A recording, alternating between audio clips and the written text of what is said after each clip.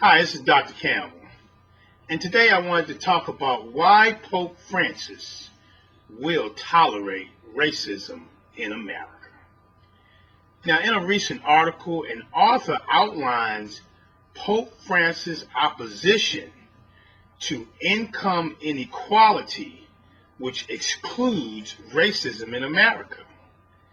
This colorblind approach has proven detrimental for many minorities who continue to suffer under the cloak of classism. Pope Francis' historical background does not provide him with the experiences that enable him to begin a process to understand how to eliminate racism in America. Now, according to the article, and the article is titled, "Why Pope Francis Won't Tolerate Income Inequality in America," Pope Francis has criticized capitalism on two major fronts. The first front is exclusion. The Pope believes that capitalism is limited to only a few people, which means that only a few people can enjoy the supposed benefits of capitalism. The second front is idolatry. Idolatry is setting something above God. He ascertains that capitalists have placed money above God. The two factors outlined by Pope Francis continue to contribute to income inequality. However, he has become insensitive to the many minorities that face income inequality that results from racism in America. And so why does it appear that Pope Francis is insensitive to the racism in America plight faced by many blacks? You really have to understand Pope Francis' historical background is different from many blacks. George Mario Bergoglio, who is Pope Francis, was born on the 17th of December 1936 in a suburb of Buenos Aires. Buenos Aires is the capital city of Argentina. Like the United States, Canada, Australia, New Zealand, Brazil, and Uruguay, Argentina is considered a country of immigrants. Most Argentines are descended from the 19th and 20th century immigrants from European countries. The majority of these European immigrants come from Italy and Spain. The majority of Argentines have Italian origins, followed by Spanish. An estimated 17% of the population also have French origins, and 8% descend from Germans. Argentina has a significant population of Arab and partial Arab background, mostly Syrian and Lebanese origin. The Argentina population is absent of Africans.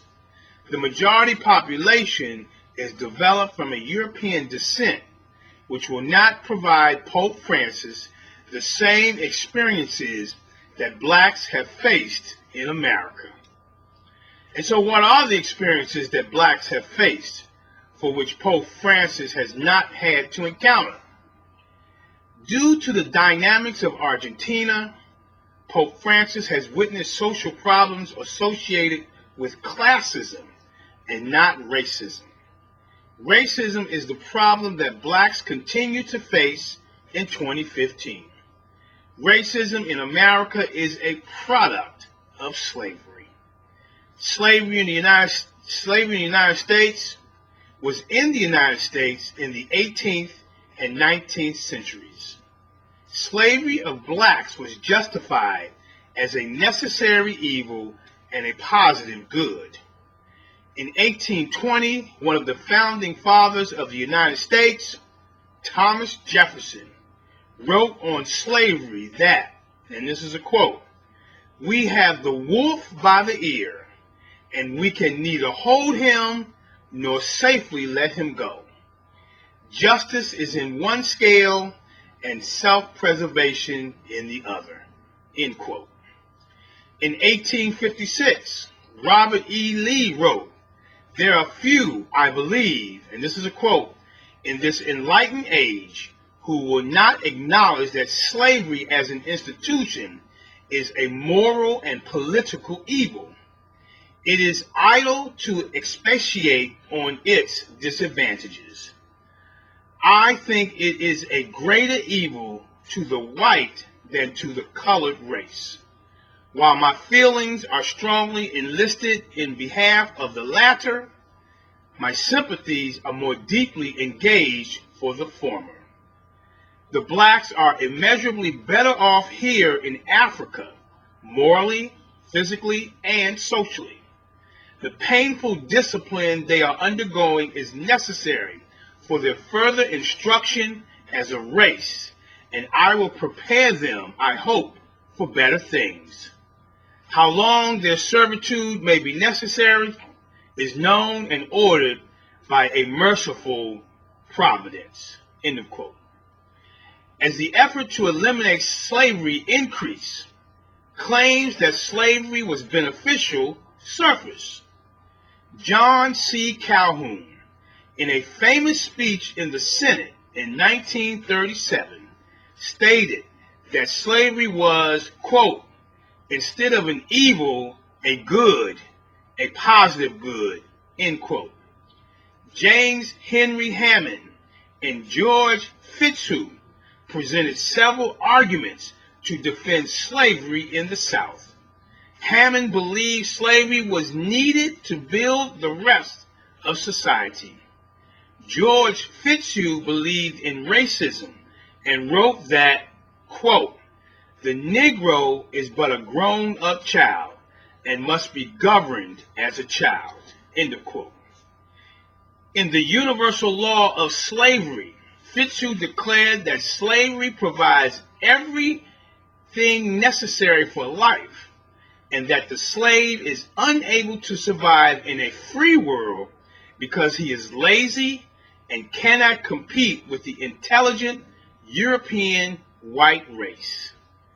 He went on to state that, quote, "the Negro slaves of the South are the happiest, and in some sense the freest people in the world," end quote.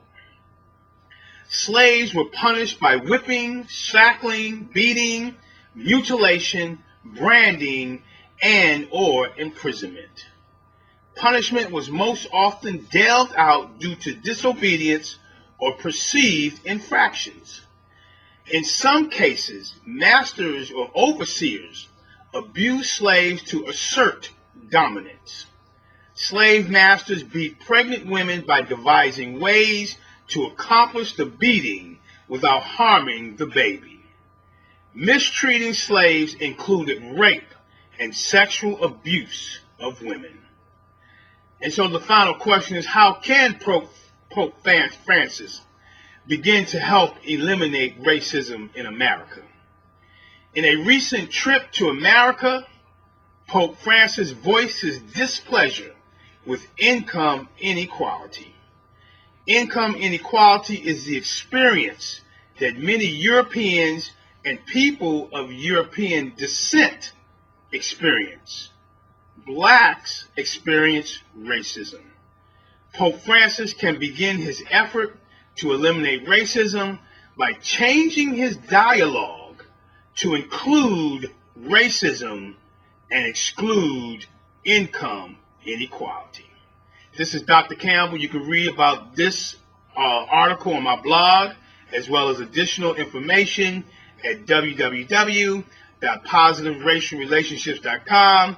If you want to talk about it, you can call me on my direct line at 856-566-3267. Have a great day, and thank you very much.